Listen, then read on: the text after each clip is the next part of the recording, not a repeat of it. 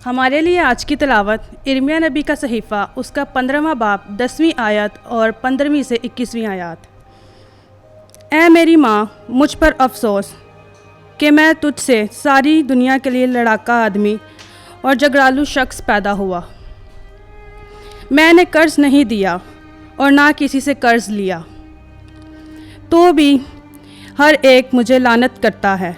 ऐ खुदावन, तू जानता है, बस मुझे याद कर और मेरी खबर ले और मेरे सताने वालों से मेरा इंतकाम ले।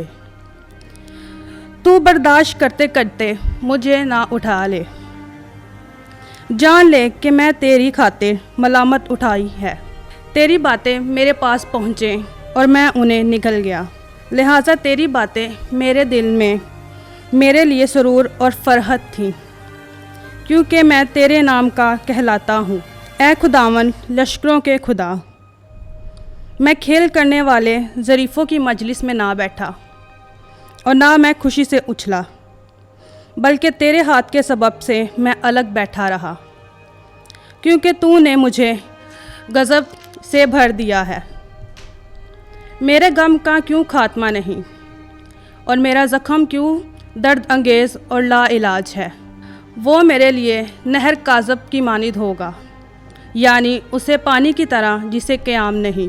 इसलिए खुदावन यूँ फरमाता है, अगर तू फिरे तो मैं तुझे फिराऊँगा, तू मेरे सामने खड़ा होगा, और अगर तू नफीस को कसीफ से अलहदा करे तो तू मेरे मुँह की मानिद होगा।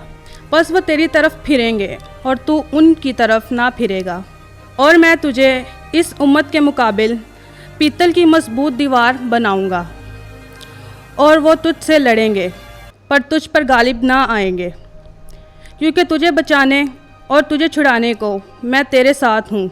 बस मैं शरीरों के हाथ से तुझे छुड़ाऊँगा और ताकतवरों के पंजों से तुझे रिहाई दूँगा।